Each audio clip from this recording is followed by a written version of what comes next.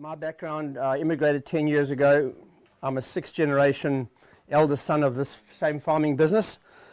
And we've had a big beef business, we've had big cropping, and I've still got 1,000 cow dairy milking over there while I'm in Australia, and I've been here 10 years. So we've set all those businesses up passively.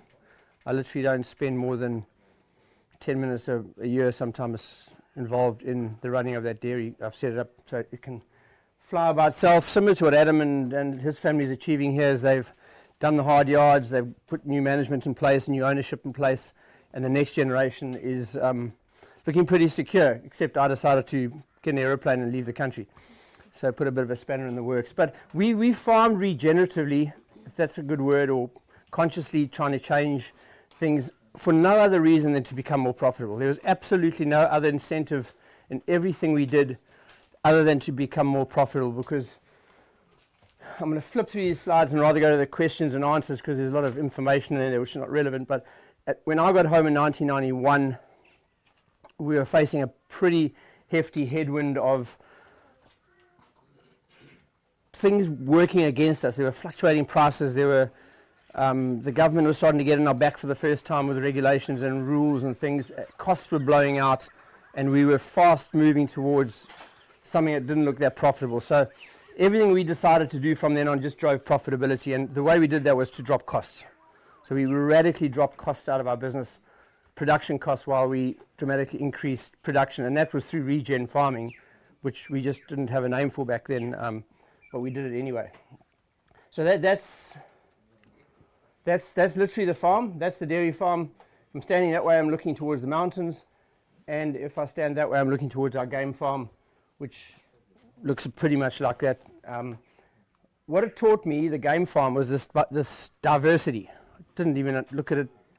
We came from that landscape. We didn't really think of it any differently. But if you look there, you've got browsers and grazers and tall things and short things, and rhino with the mouth that wide and a little buck with the mouth that wide, and they're all doing these different jobs in that landscape. And those landscapes have been like that for thousands of years, totally unaffected, and continuously grow top quality food for the correct stocking rate of wild animals. That's what we were facing when in the early 90s, middle 90s. We really struggled. Price pressure was coming on.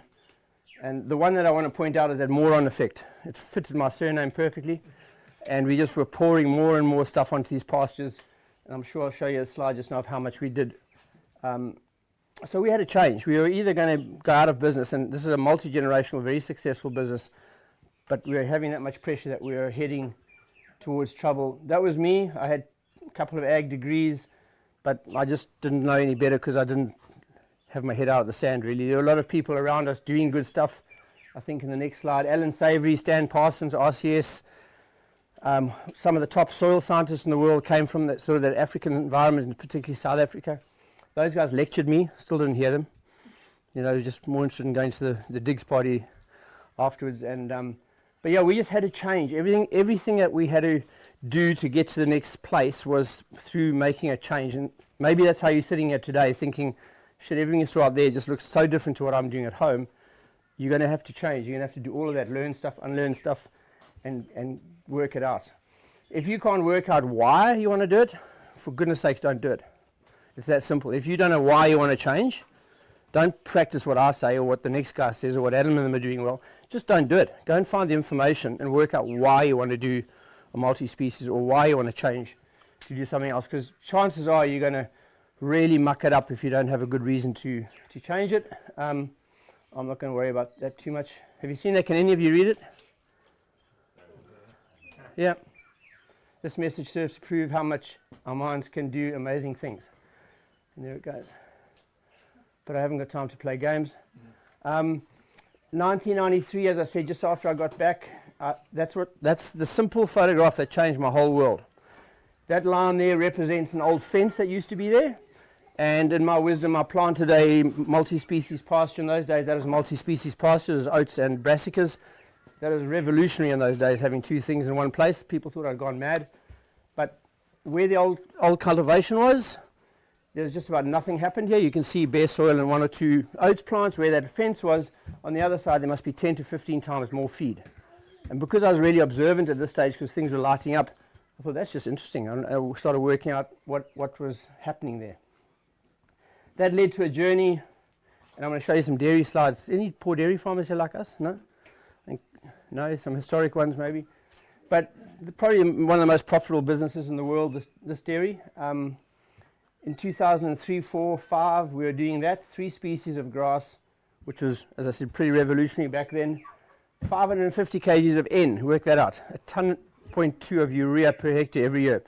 First week of the month, the tractor went out and put 100 kgs of urea on every hectare of our property. We were growing about 7 tons of food, and we had a soil organic matter of 1.5, which is about a 1% carbon.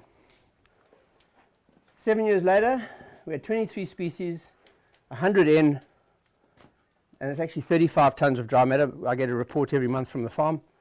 So from 7, I think it was, 27, 35, with 35 tons of dry matter per hectare per farm with a 6% organic matter, 4.5 something percent organic carbon in those soils. Was it easy? No, it wasn't, because we didn't know what we were doing. We had no idea, like I said, out there. We just jammed all these different species in. That's my pasture. It's physically at home taken in June when I was there, and it looks like a salad. It's an unbelievable feed for cattle. That's how they can do those big numbers, and that's how we drop the cost, I think, in the next picture. Oh, that's even better. We've got a 2% soil organic carbon increase in that paddock in 2 years. That is as tall as I am. That's oats. That's standing up here. We did that for a specific reason on a small area to crash graze it into the soil to build carbon using a fungal pathway that we thought was going to be pretty useful. So yeah, I still like looking at that photo. Gabe Brown actually saw that online and he sent me a message. He said, bullshit. He said he hasn't been able to do it. And that's just simply because we've got the carbon system really fired up. That's my dad. We grew that corn crop, as I said, with no fertilizer, other than a green manure crop which we had knocked into the ground the year before, and we've been doing that for 5 or 6 years. So that's 62 tons, whatever it is, of corn was grown purely on a green manure crop, which is quite different to a carbon building crop. And I'll try and explain a little bit of that later. You might not be able to see this, probably not that important, except that one and that one. Our soil organic matter increased in those soils, and I think it's organic matter I'm talking about here. Yeah, so you can divide that by multiply it by 0.8, am I right? We're the scientists. Organic matter to carbon is about times 0.8, 0.7. All of our 340 hectares of pasture now sit above 5% of soil organic matter. The best ones are 9% soil organic carbon, which is 11% soil organic matter. And that's just because we've been rotating and doing this for long enough. So there was a question today, how long can this go, and is there a limit? I don't think there is, because you can keep this process going for, I think, forever. That was the result, and I think that's what Adam and them are starting to see now, is looking back. Someone asked me to look back and say, well, what was the effect of soil carbon on your business as a profit driver? And it's somewhere close to that. For every percent our soil organic carbon moved above 2, our net business profit doubled. So that's the sum I did just now. I reckon that was worth $135 million in carbon, just in carbon, from 1 to about 4% carbon. So the numbers are staggering. I've never done that figure until just now. These are all the things that happened. We reduced. One more there. Yeah. So once we got the soil going, someone spoke about it this morning about holding more moisture. It shows up exactly there. We had 25% less irrigation to grow the same volume of feed. In fact, a hell of a lot more feed, from 7 to 35 tons. So less irrigation, less feed, less power, and the tilt of that was all that came crashing down while those production numbers went up. That dairy at home, I was talking to people, it benchmarks in the top most profitable dairies in the world, in the top 3 to 5%, which is a good result. I speak about it. I'm proud of it. It's something we should be talking about. John, would you have any idea what a native bushland carbon percentage would be? Back home? Yeah, in that same land. About 1 point. So a bunch of bush that's never been touched would be 1%. So we don't really have bushes, we're mostly open. So we're mostly savanna, so it's 99% grass. Well, not 90, but a big chunk of where we are is open savanna, open grassland. Even the bush, so where the bushes, where the acacia plants are, that would be low as well because it's much lower rainfall and more brittle. So they're probably about between 1 and 2. And up here natively where we've been cropping, they were all 1, so all those lands were historically crop lands. Your native grasses would probably be about 1.5 carbons, yeah. So low, relatively low, but higher production because of better soil, I think. Yes, so we're not trying to get back to what the landscape was before, we're trying to exceed that by 2 and 3-fold. Yeah, I think so. I think that's why when I've started looking at this and people are asking me these questions I didn't have answers to, I reckon we've gone beyond what it was naturally. Whether we can sustain that and whether that's true, I actually can't categorically tell you, but I'm almost certain it is. Yeah. When you look at native next door pasture to the same place where you have got those numbers, it's about 1.5%. Yeah. I'm going to flick through this so we get to some of the more important stuff. What were the big levers we pulled? Everyone's been talking about pulling levers. You're talking about pulling levers, so I'm quite happy I put that in there. Biological soil samples versus chemical extraction soil samples. I'm not going to go into it. There's some soil scientists around here, but understand when someone rocks up on your property with a result from a soil sample you've taken, what are you talking about? We introduced seed treatment. I think it was a big step forward. We started inoculating our seeds with anything from things that come out of cow horns to things that we brewed. And whether they worked or not, I don't know. The numbers seem to tell you that they did. Understanding sort of the balancing of soils.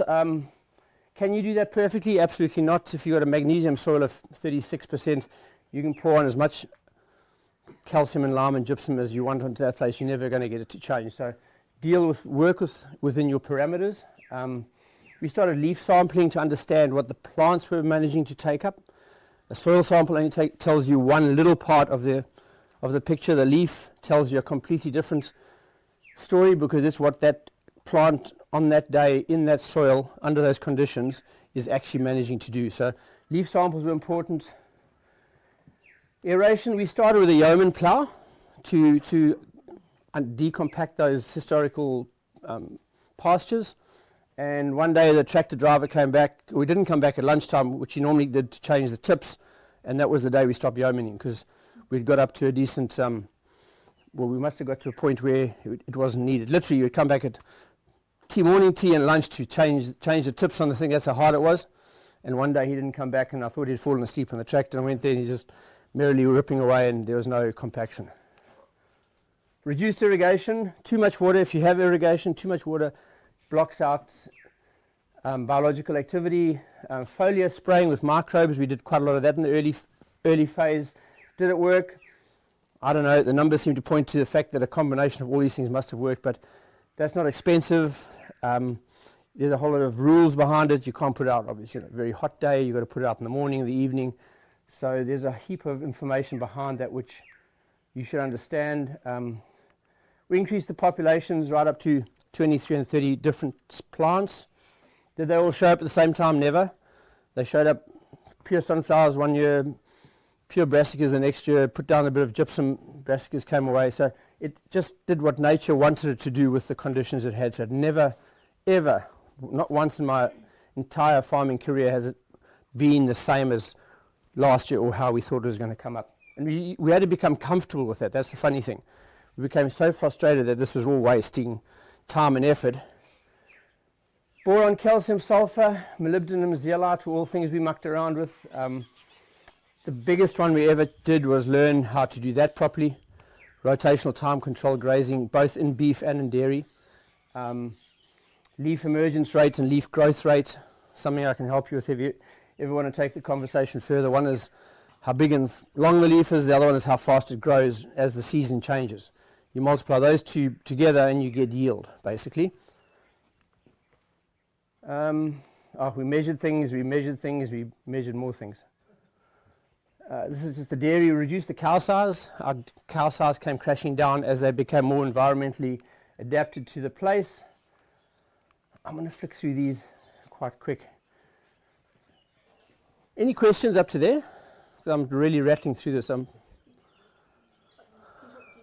cow size, but ultimately more profitable, I'm assuming milk yield is then still. Yes, on the previous slide, we reduced cow size from 610 kgs to 480. So I know these numbers because that's what you do as a dairy farmer. You measure every bloody thing, is even the size of the dung that comes out. So our average on the farm now is 482 kgs a cow. On the 600 kg cows, we're doing 4,600 litres of lactation. And on the 480, 600, 400, 46, on the 480 kg cows, we're now doing 6,700 litres a cow. Yeah, so it's a 40% increase in milk production on a 32% smaller cow. Yeah, environmentally adapted. Yeah, yeah. And they cull themselves. We put a big 8-foot Holsteins on there, and they ate the stuff, but they died. They just could not convert it efficiently as the little cows over there, those 10, 15 years have bred themselves to become efficient, yeah.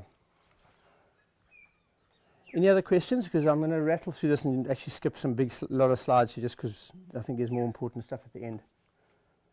Those are the principles. I don't know where they came from. Did they come from Gabe Brown, or they come from Graham Sage? Or someone put them on a piece of paper once and said those are the most important things on your to-do.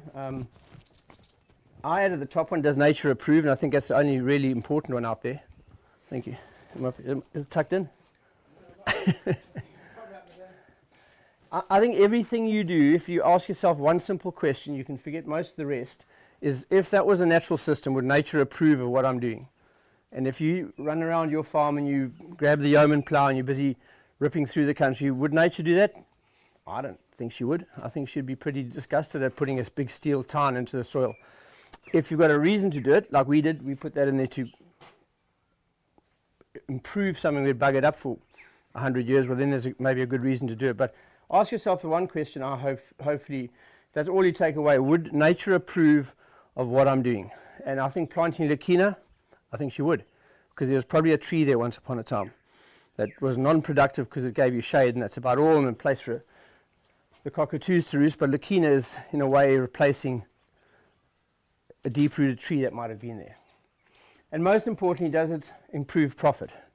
Because we have to be profitable to remain in this regen carbon world. Otherwise, everything's a waste of time. If we can't do that, if everything you're thinking of, if you can't do it and be more profitable from day one, stop and work out how to make that equation work from the beginning. Because a lot of people won't do this regen stuff because they believe there's a big hole just behind the next hill that they're going to fall into. And everyone tells you it takes you 7 or something years to climb out of this hole because you're going to spend all this money. You've got to wait for the system to recalibrate, and then we can make money. Well, I wouldn't invest in that business if it was mine. I'd try to work out how to make it profitable from day one. You can have a look at those. I'm just going to flick through these guys. Just some interesting ones. That's who's from Tara? Someone's from Tara here. That's it. That's taken at Tara. These guys had a bale carting business or hay carting business. Had about 5,000 bales that went rotten or something. And we put them out. I think there's another picture. We put them out, and look at that. That was on stone hard country, and they put out a food source called old hay, and the carbon the fungi just exploded. So pretty interesting. And those patches, I might have a picture. Those patches have remained fired, like using high density cattle.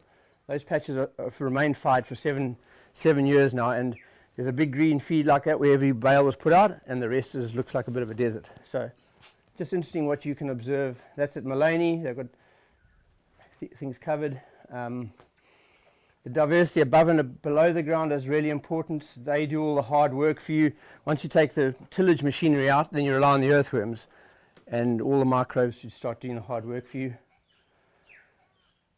The living root, we sort of touched on that earlier. If you have these fallow periods on your properties, there is no way known to mankind to take energy from the sun through a plant and put carbon into the soil if it's fallow. There is just no mechanism to pathway to take free energy through a plant and put carbon in the soil. You have to have a growing plant in those soils all the time, and hence that story about the guy in WA who put that little crappy oats plant in there. That's all that plant was doing, was capturing a little bit of sunlight, putting a little bit of energy in. You do that over 20 years and you wind up with some pretty good results. That's chicory for those who don't know it. That's a chicory taproot. It goes down at least that far. It can go down 1.5 meters, no problem at all. That's a nice big radish. Those things really need soft soil to grow, and they struggle anywhere else. Animal impacts, I think we've spoken a fair bit about that. Densities up to 600 is what we ran in South Africa. I think I mentioned once we had one rotation at that ultra density, we never went back. And those, I haven't got the photos, I never took them, I didn't think they were important back then. But there's still a line up, a fence line up a hill where we stopped it, and that side's brown and that side's green. That's 19, 20 years ago. That was at 600? Density of 600 per hectare, yeah. We had labour who literally slept on the fence. Every 4 hours we were moving 600 odd animals over 1 hectare. Do you know if anyone's done any less and got the same results? There could be at less numbers. Yeah, I think the magic numbers RCS talks about, or not RCS necessarily, but the industry 150-ish is where you got the big wheel working. Look, at 600, the margin for error is nothing. You can't be there for literally 4 or 5 minutes longer than there is feed for the animal, because you multiply that out over a year and you've destroyed the production. I think I told you we put heifers on for the first trial, did I? And just wrecked it. We should have put those big oxen on. Do you dice and slice fungi when you use machinery? Yeah, you probably do. Is it the end of the world? Probably not. If you've got a good reason to do it and you're starting with a really bare patch of country that maybe is an old paddock, an old cultivation, I'd go in there with the heaviest artillery I have, set up a really good pasture, and then work from there. Why multi-species pasture? Pretty much just fills all the requirements we've spoken about. So if you have multi-species of plants, nature approves of that. You don't go into a forest and it's just a monoculture of something. It's crazy in there. It's pretty crazy. That's the South African picture. There's everything going on there. I got stung about 4 times just taking those photographs with bees and stuff. So it's not just what you can see, it's also what you can't see and what you don't look for. Quorum sensing, sorry Christine Jones, but I think it's overrated. I don't think we have to have quorum sensing. Quorum sensing is when you've got those species of plants all in one mix, and when they're all there, the choir sings loudly and it all works perfectly and everyone says hallelujah afterwards. I don't think we need to have that. It's great to have it if you can get it to work. It's not the holy grail of what we're trying to do. Just plant one at a time and get it to work. And I can say that because I work a lot with Christine, and her and I have a good arm wrestle about it. Again, your biggest tool is your cattle or your animals, whatever you got there, put them in there. How are we going for time? Okay, I'll talk faster. It's not plain sailing. They're much harder to manage. We spoke about it earlier. When the radish is that big, the other guy's that big, so when do you graze it? So all of those type of things are difficult. Yep. The upside is pretty much what we've been chatting about. It just gives you a whole different set of rules to work with. I think I mentioned out there, every one of those plants has a different signaling system under the ground, different fungi and bacteria, like a buffet of food rather than just a single type of food. That's out at Tara, by the way. That was an old airfield. This guy landed his plane on for about 100 years, wanted to regenerate it. We put an infiltrometer there, my exhaust cut off, poured water in. It never went in. It was there the next morning. It did not infiltrate, nothing. So we dissed it, put some legumes in. 6 months later, we put that crop in. Brassicas and oats are predominantly good fungal colonizers. That's why we chose them. That's how hard it was. Ligament and they all went that way. And they grew that deep in. Some of those things were over 1.5 meters long. But the poor bugger, he couldn't get down. He just went that way. Interesting, they all went east. Don't know why. Every single route decided to go east. So there's something that no one's looked at. And that's what we ended up with. A year later, 12 months later, from a winter, 18 months later, we ended up with a permanent stand of grass. So it's possible to do on concrete. Pecans, 0.8, a year later, 2.1, and we did that with cattle, I reckon. Can't guarantee it, but if you haven't got dung, you haven't got dung beetles. If you haven't got dung beetles, you've got no holes. And that is how we got the infiltration. That's how we got the system going. So a bit of a flipper, if you think about it, putting animals into a pecan orchard. They weren't there to eat the food. They were there to actually dung on the floor. So we brought dung beetles in. So for the first time ever, that area had beetles. I'm just giving you examples. That's spraying a place out that is 100% cooch, ripped in there with 4 litres of Roundup, sprayed it out, and that's the result a couple of months later. So it doesn't matter how you do it, as long as you know what you're going to end up, what the goal is. There, those deep roots, green panic. The photo cuts off. They were over 2 meters deep, and that soil there is pretty good soil. That was over 4% soil organic matter. Did I say it? Yep. Just good roots. Those roots, if you pull a root up by the plant up by the head, that just shows you it's working. If you pull it out, that's just sloughed off. That section there is just sloughed off because of the pull. But you're going to pull most plants on your and my property, they'll look just like a white string because there's no sugars. That's really just simple terms. That's sugar hanging on there, which makes it sticky and it's a glue. But what it's telling you is that the plant and the bugs in the soil are working together. So just indicators once you start ideas. Can you build? So that's the microbiome I was talking about. So a really brilliant green pasture at home, got almost no fungi in it, and then this really old established pasture, sorghum and lab and everything climbing all over it. Those are 2 microbiome tests. So you can see fungi on the one side and bacteria on the other. I might just slow down a little bit so we understand this. The reason I'm showing you this is because if you look at the green manure crop there's on the left-hand side, it's really a green manure crop. It's not going to build, in my experience, much carbon because it's going to be digested by bacteria. And I'm going to lose you here, some of you, but I'm going to just keep it really simple. So the crop on the left, the nice green lush one that looks like a cow, is going to munch it.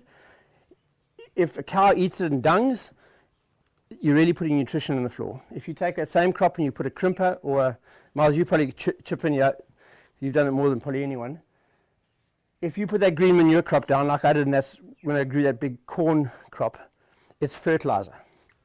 It's been digested by bacteria predominantly because of that. It's got quite a narrow carbon-nitrogen ratio, and bacteria is a 1 to 5. The body of a bacteria, he needs 5 carbon to 1 nitrogen to build his body, or her body. Maybe it's a female. I'm not sure. So in that slide on the left with the green plant, I think it's a green fertilizer.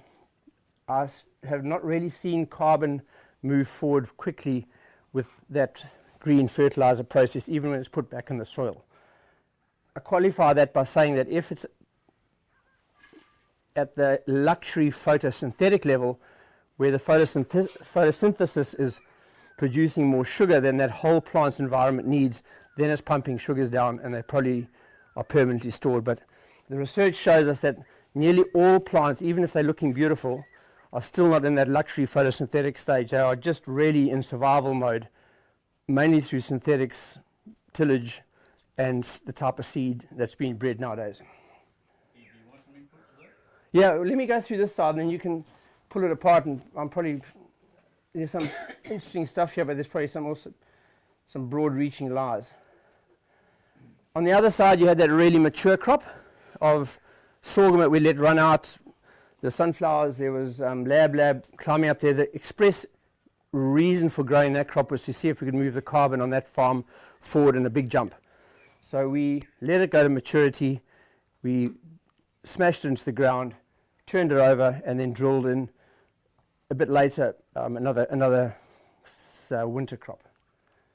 It was fungally digested. That, in my opinion, this crop on this side, fungi got hold of that thing and created stable humus.